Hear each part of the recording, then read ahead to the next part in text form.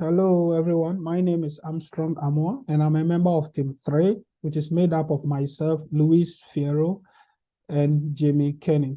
Our task is basically to embark on a global expansion project for Oldie's Soda Shop. Now, in this presentation, we'll be discussing Oldie's environmental issues. We'll be looking at Oldie's expansion project.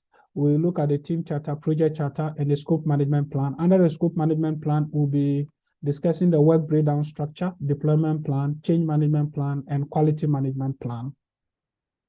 Now, Oldie's environmental issues. First, we give the general overview of Oldie's. Oldie's Soda Shop, simply called Oldie's, was opened by Fred Zacco in 1910.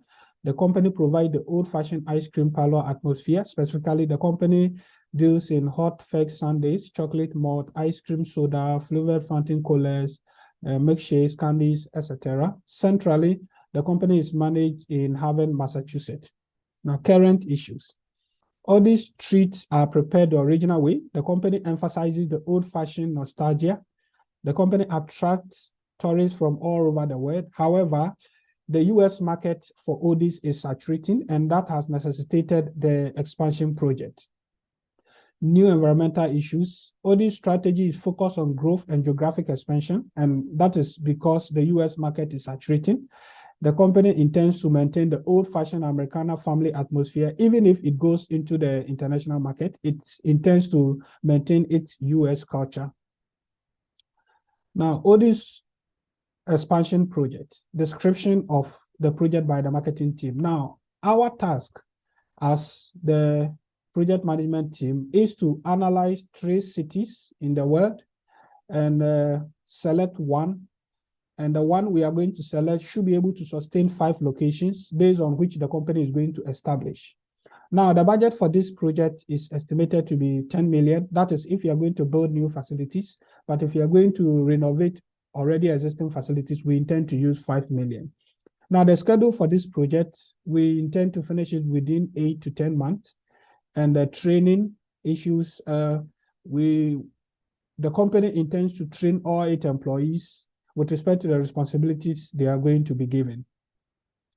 Team charter. Now we have team principles. We came out with team principles, and the principles include open and responsive communication, assume noble intent in each team member.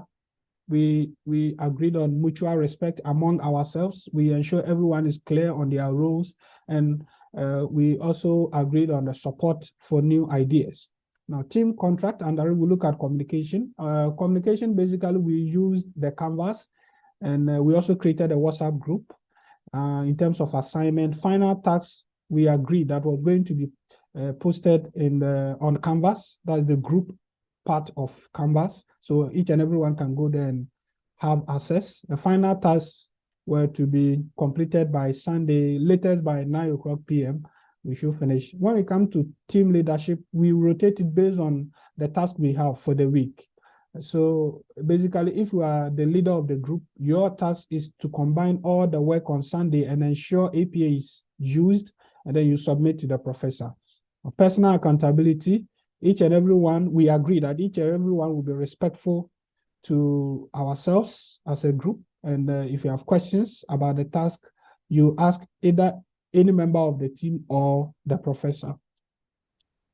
Now, my colleague Luis will continue with the project charter. Hello, all these stakeholders. My name is Luis Fierro, and let me go ahead and summarize our executive summary here for you. Oldie's aims to provide a nostalgic space for children of all ages all over the world in order to meet and enjoy handmade ice cream and other treats in the old-fashioned styled Americana parlor atmosphere. Our project objectives are basically these 4 right here: global expansion of the Oldie's brand across the globe, which we will begin in Australia. We have a great project planned in order to execute our first shop there, which will happen in Melbourne, Australia, has been the chosen city now. We have a budget of $10 million for which will be used to create this first location, and we do have a firm schedule now. Some of our stakeholders are internally, we have the owner of Oldies, our project manager, Jorge Ortega, headquarters management, marketing department, and of course our employees in HR and our project team consisting of Armstrong Amoa, Luis Fierro, and Jamie Kenny. External suppliers are our customers, creditors, international governments, and our licensing bureau at the international location, along with food inspectors. Next, please. Okay, our project assumptions are the following: that hardware will be readily available and exportable. Most of the hardware will come from the United States. Our corporate legal team will assist with licensing and permits at the international location as well. We have Oldie's longtime architecture firm that will be providing plans and will be working along with the host nation architects in order to update those plans within 3 weeks so that we can begin building immediately. The initial location has been selected as Melbourne, which is a populated area, and we will be using a standalone building which will be constructed. It will be a custom construction for Oldies. Our corporate and human resources will hire and train all the employees at the international location. Our project constraints consist of a time deadline of 10 months. We are currently on schedule to complete within 8 months. And we have a budget for a new building. Some of the exclusions are that the equipment will be imported from traditional Oldies vendors. So we'll be utilizing a lot of the equipment that is already in use at the current existing US locations. HR from Oldies will also be conducting interviews as well as training the people that will be hired. And management will assume responsibility for opening day, and marketing department will also be promoting Oldies at the international location. Next, please. Here's a partial view of our work breakdown structure. We do have a completed work breakdown structure. This is only page 1 of something like 11 or 12 pages. Basically showing some of the start and end times and the durations for some of those events. Next, please. We do have a deployment plan. Currently, it shows, this page here shows most of the major items on that plan. The location selection was to commence on 11/14, completing on 11/15, and since that day has come and gone, that means that task is complete. Melbourne, Australia was selected, and now we're in the process of obtaining permits for that location, build permits, etc.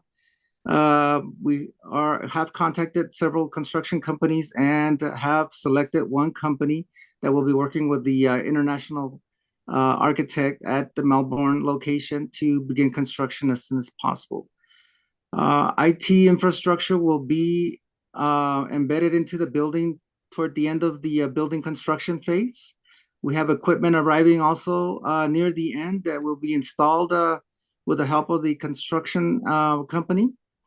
And our marketing will also kick on in March of next year, starting to advertise the company so that we can hit the ground running once the doors finally open. Our go live will be June 2nd, and it is expected that the doors will open on June 23rd with a great bash at our Melbourne, Australia location. Next, please. Okay. Sorry. Continuing on with the scope management plan, we're going to focus on the change management plan. The change management plan is applicable to all requests, and there are 2 different routing processes that are based on cost. The first being changes that will cost less than $5,000, and the second being changes that will cost more than $5,000. For both of those processes, there is a change request form, which we will discuss on a later slide. And the request originator is going to communicate with all the stakeholders and the team once the request is approved or denied. Next slide, please. This slide depicts those routing processes. So the left slide is the routing process for less than $5,000. The right side is the routing process for greater than $5,000.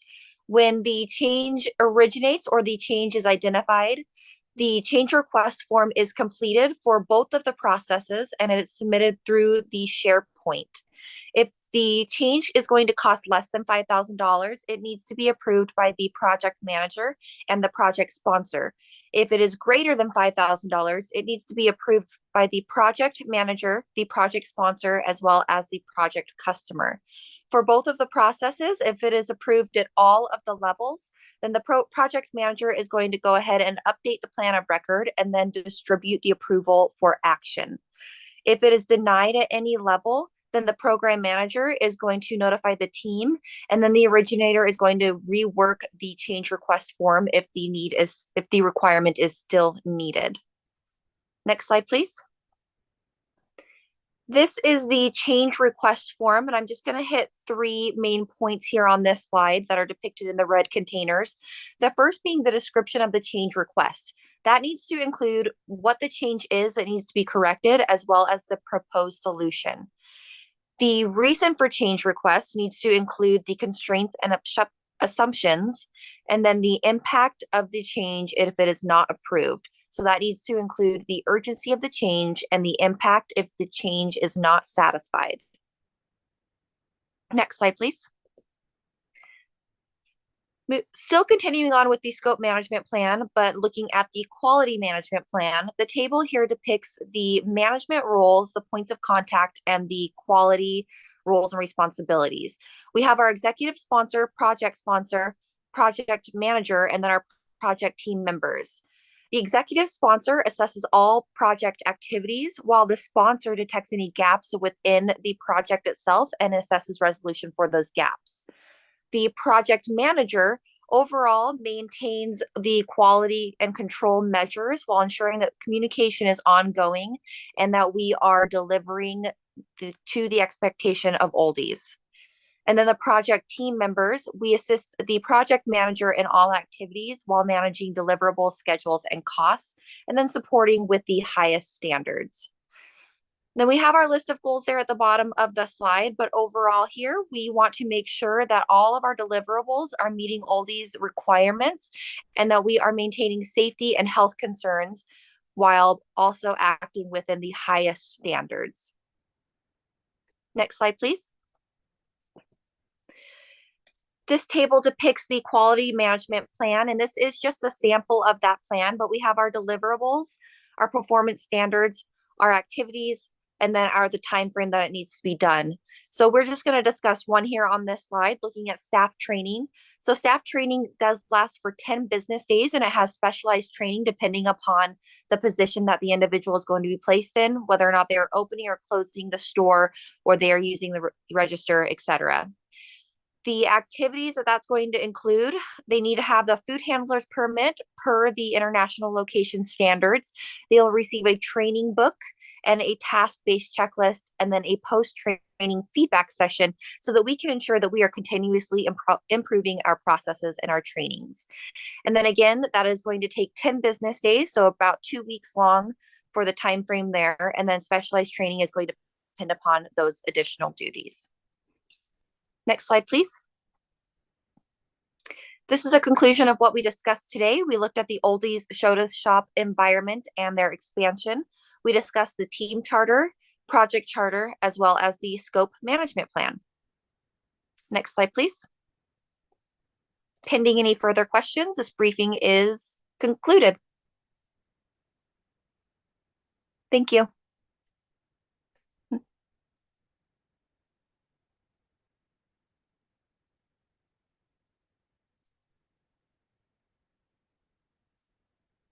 I think we